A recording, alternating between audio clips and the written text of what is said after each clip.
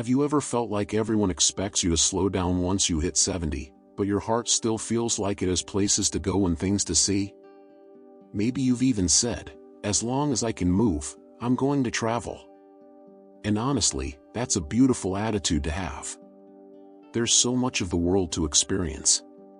Whether it's a quiet beach you've always dreamed of, a family reunion out of state, or a trip to visit your grandkids. Take Janine for example. She's 73, energetic, curious, and recently booked a solo trip to Ireland to trace her family roots. She planned every detail with excitement, but a few days into the trip, jet lag hit harder than she expected. She ignored some minor swelling in her legs, and by the time she landed back in the US, she was in the ER with a serious blood clot. Now compare that with George, 76. He and his wife planned a slower-paced trip to Arizona. He didn't feel rushed trying to navigate airports or city streets and came home feeling relaxed and ready to plan their next trip. Two people, same age group. One trip left a scar, the other, a memory. That's how subtle the difference can be between a good trip and a dangerous one.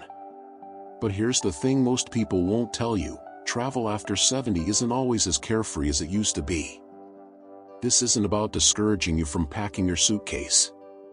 In fact, the goal is to help you feel more confident when you travel. In this video, we're going to explore some surprising and sometimes even shocking risks that can sneak up on you when you're over 70 and on the move. Many people in this age group overlook these dangers, and the third one could completely change the way you prepare for your next trip.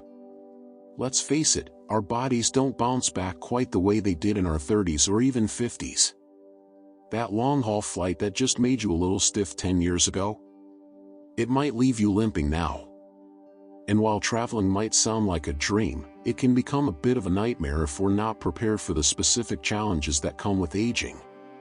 But here's the good news, with a few smart choices, you can avoid these hidden dangers and still enjoy the thrill of travel, just with a bit more peace of mind. So let's dive into some of the lesser-known risks that could catch you off guard when you're traveling after 70, and how you can stay ahead of them. Let's start with one of the most serious, yet often overlooked travel risks after 70. Blood clots. It's not a glamorous topic, but it's one that deserves attention. When you sit for long stretches, on a plane, in a car, or even a train, circulation in your legs slows down. That can lead to deep vein thrombosis, or DVT, a blood clot that forms deep in the leg. If it travels to the lungs, it becomes a pulmonary embolism, which can be life-threatening. This doesn't just happen to people with existing health problems. It affects plenty of healthy, active seniors who never see it coming. The signs can be subtle, mild swelling, calf tightness, or a cramp that seems harmless. But those small symptoms could be early warnings. Take James, 74. He flew to Europe to visit his granddaughter. Healthy, energetic, no major health issues. But he barely moved on the flight.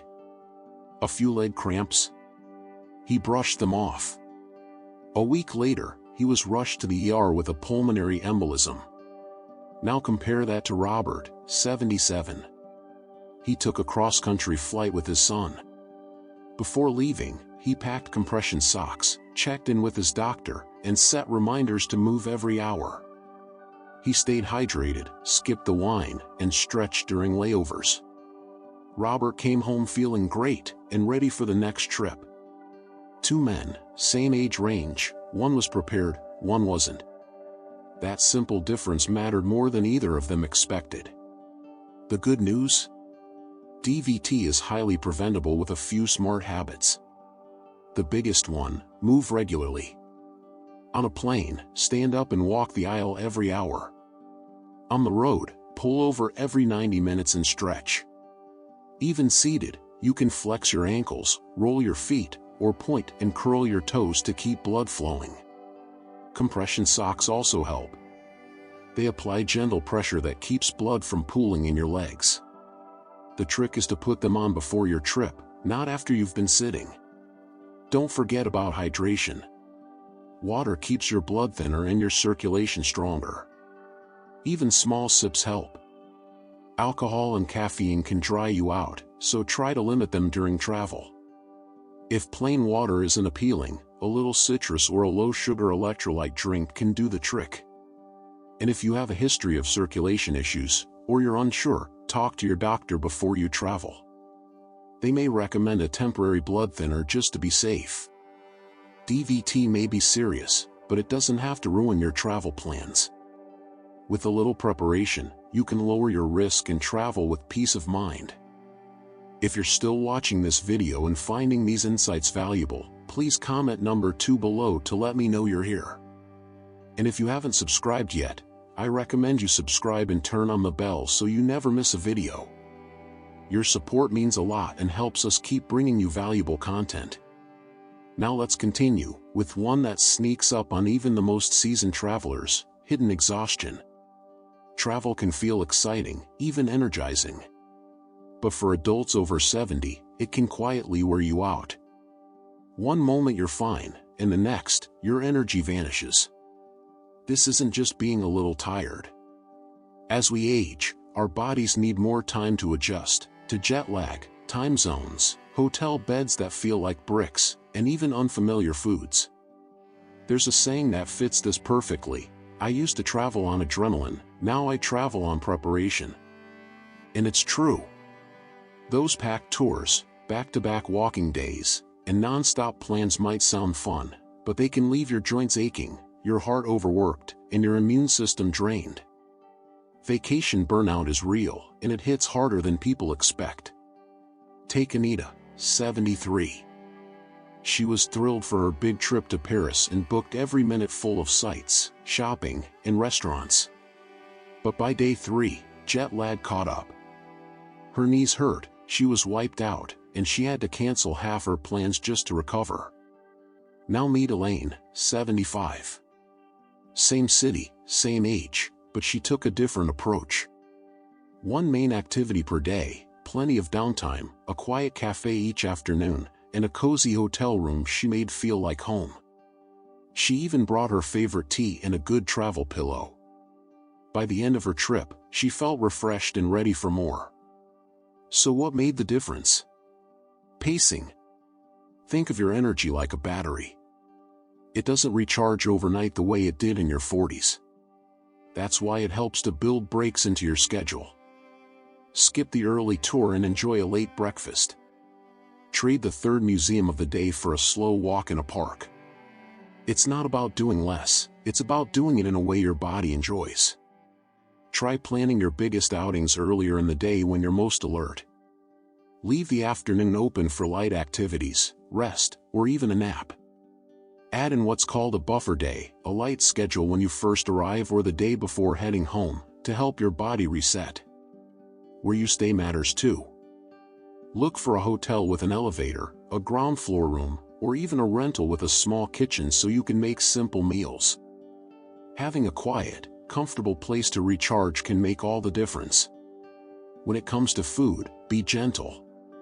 New cuisines are part of the fun, but rich or spicy meals can leave you feeling sluggish. Try lighter fare during the day, and save heavier meals for when you're not on the move. And don't forget sleep.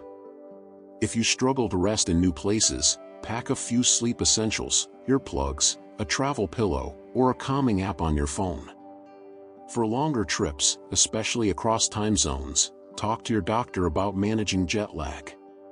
Even a small shift in your sleep routine before your flight can help. Above all, don't pressure yourself to see everything. You don't need 5 cities in 1 week or a packed itinerary to have a meaningful experience. Choose the places and moments that matter to you, the ones that make you smile, not sigh. Because in the end, the best trips aren't about how much you saw. They're about how good you felt while seeing it. Here's a travel trap that catches even the most seasoned travelers: prescription pitfalls. It's easy to overlook something as simple as your medication when you're on the go, but missing a dose can quickly turn into a problem. Maybe you transfer your pills into a smaller bottle to save space, or forget the time zone difference and take your dose too early, or too late. Even missing a single dose of blood pressure or diabetes medication can throw your body off balance. Take Frank, 72. He was traveling to Spain with his wife and decided to switch his pills into a smaller bottle to lighten his luggage. When he arrived, he realized he'd forgotten his blood pressure meds. He had just enough for a few days, but by the end of the trip, he was dizzy and off balance, not the relaxing vacation he had imagined. Now consider Linda, 70, who traveled to Italy last summer. She kept her medications in their original bottles, clearly labeled, and brought a week's extra supply.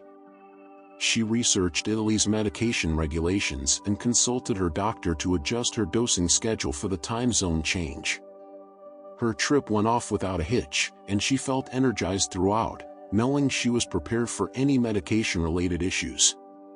And it's not just about forgetting your meds. Some countries have strict rules about what medications you can bring and how they should be labeled. Medications legal in the US, like certain painkillers, could land you in trouble in places like Japan or the UAE. That's why it's essential to double-check your medication list before you travel. Always pack more medication than you think you'll need, at least a week's extra supply.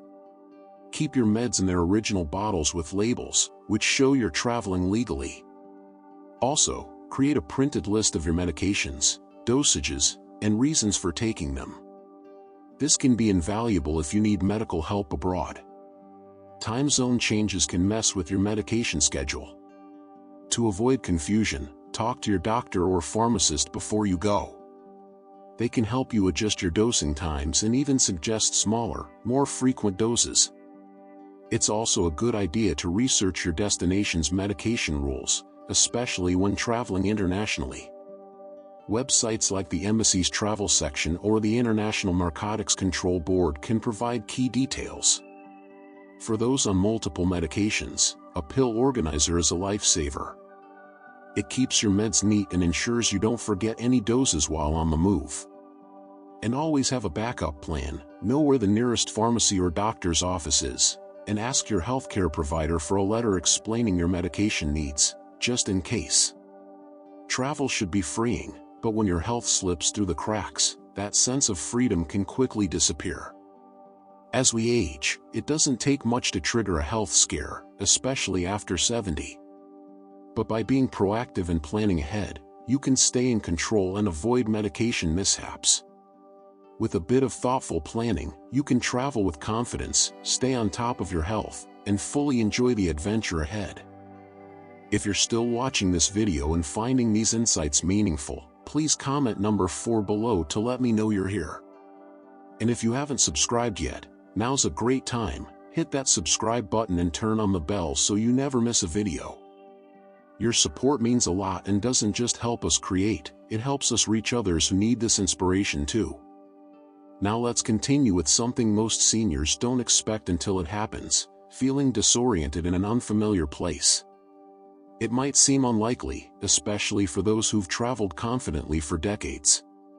But even seasoned travelers can feel off balance when faced with too much unfamiliarity at once: new languages, noisy streets, jet lag, tight schedules, and confusing signage. That occasional forgetfulness you barely notice at home? On the road, it can hit harder. Some travelers start repeating questions or lose track of hotel room numbers. Others may wander the wrong way in a busy station or misplace important documents simply because their mind is overstimulated. Take Harold, 76, a retired engineer known for his sharp mind and attention to detail. On a recent trip to Tokyo, he packed his schedule with museum visits, a food tour, and a bullet train ride, all in the first 2 days. But by the second evening, jet-lagged and overwhelmed, he boarded the wrong subway line and rode in the wrong direction for nearly an hour. His phone had died, and he didn't have his hotel name written down. What began as an exciting day ended in confusion and stress. Then there's Dennis, 78. He also traveled to Tokyo but took a slower, more thoughtful approach. He booked a centrally located hotel for 5 nights, kept his afternoons open for rest, and carried a card with his hotel's address in his wallet. Before leaving, he downloaded offline maps and double-checked that his phone was charged each morning. When he felt foggy from the time change, he gave himself permission to pause, sitting in a quiet cafe instead of pushing through. His trip felt smooth, even when things didn't go exactly as planned. Two capable men, two very different outcomes, and the difference came down to planning for mental clarity. A little preparation goes a long way. Slowing your pace can make travel more enjoyable and far less stressful. Stay in one place for several nights so your surroundings become familiar. Build extra time between activities, and schedule full rest days with no agenda at all. Keep key information close at hand: your hotel name, address, emergency contacts, and any critical health info. A small printed card in your wallet can make a big difference if your phone isn't working or your mind feels foggy. Speaking of phones, make sure yours works at your destination. Contact your provider about international coverage or consider a local SIM card or travel plan. Download offline maps in your itinerary ahead of time so you're never fully dependent on Wi-Fi or data. And lean on simple routines to stay grounded. Put your room key in the same pocket every day. Take a photo of your hotel room door and number. Jot down your plans each morning and glance at them throughout the day. These little habits act like anchors, helping your brain stay steady. Traveling in later years can be incredibly rewarding, but it's also a time when small details matter more. A bit of foresight can turn potential stress into smooth sailing, helping you stay focused on what really matters, enjoying the journey. Our final risk is something that doesn't always make it into the travel brochures, but matters just as much as your passport: the emotional side of travel. Specifically, the kind of unexpected loneliness that can sneak up on you, even when you're surrounded by people. It might seem surprising. Travel is full of excitement, crowds, and conversation. But many older adults find that a bustling city or a group tour can actually intensify feelings of isolation. You might see couples laughing together or families taking photos, and suddenly feel the absence of someone you once traveled with. Or, when traveling solo, you may expect freedom but find yourself disconnected, especially in places where language or culture feels foreign. Grief can also appear unexpectedly. Visiting a place once dreamed of with a partner or attending an event without someone who should have been by your side can stir both joy and sadness simultaneously. Take Emily, 74, who went to Greece, a trip she and her late husband had planned for years. But once there, walking alone through cobblestone streets and watching couples dine by the water, the sadness overwhelmed her. By the second night, she was alone in her hotel room, questioning her decision. Now compare that to Maria, 71, who traveled solo to Portugal. Before leaving, she joined a senior travel group online, introduced herself, and made plans to meet fellow travelers for dinner. She also packed her late sister's scarf, offering comfort during tough moments. When needed, she took quiet walks and kept a travel journal, which helped her process her emotions. Both women traveled alone, both carried emotional weight, but Maria's small steps to stay connected, both to others and herself, made her journey feel supported, not isolating. That's why emotional preparation is just as important as packing your suitcase. If you sense certain memories or emotions will surface, don't avoid them, embrace them. Bring a journal to write down your thoughts, it's incredibly grounding. Make time to connect with a friend or family member back home during quieter moments when feelings might arise. If you're traveling solo, consider joining a small group tour or a senior-focused travel club. These trips attract people in similar stages of life, making it easier to connect meaningfully without pressure. Some offer shared meals or group activities, allowing you to mingle without losing your independence. If you're traveling with family, set expectations early about needing some personal time, whether it's a quiet walk, a solo museum visit, or a cafe break to recharge. Those small pockets of alone time can help you feel more balanced and present. And don't forget a few comfort items, perhaps a cherished book, a scarf that reminds you of someone, or a playlist of familiar songs. These simple anchors can ease emotional ups and downs, especially when you're in unfamiliar surroundings. Travel can stir the heart in unexpected ways. But that's part of its beauty. When you plan not just for logistics, but also for your inner experience, you open the door to more meaningful, resilient, and joyful adventures. At the heart of it all, travel is a gift, one that enriches your life with new experiences and precious memories. But as we age, the key to truly enjoying those adventures is to travel with intention and care. You've earned the wisdom to take charge of your journey, and it's the small preparations that make all the difference. When you take steps to protect your health, comfort, and peace of mind, your travels become less about avoiding problems and more about embracing the joy of discovery, safely and confidently. No matter where your next journey takes you, whether it's across the world or just down the road, let it serve as a reminder that travel isn't reserved for the young, it's for those who've mastered the art of traveling with wisdom and intention. The way you navigate the world with care and confidence will inspire those around you, whether they say it or not. Your adventure is a testament to living life fully, at any age. If this video resonated with you, take a moment to share your thoughts in the comments below. I'd love to hear your stories and advice for staying safe while traveling. If you're new here, don't forget to hit that like button and subscribe for more practical tips to help you feel your best in your golden years. And if you found this helpful, share it with a friend who might benefit. Because here's the truth, we're all in this together, and every small step toward traveling smart and safely is worth celebrating. Thanks for watching, and we look forward to seeing you in the next video. Until next time, remember this, you are capable of more than you know. Here's to living all your days with strength, connection, and confidence in your travels.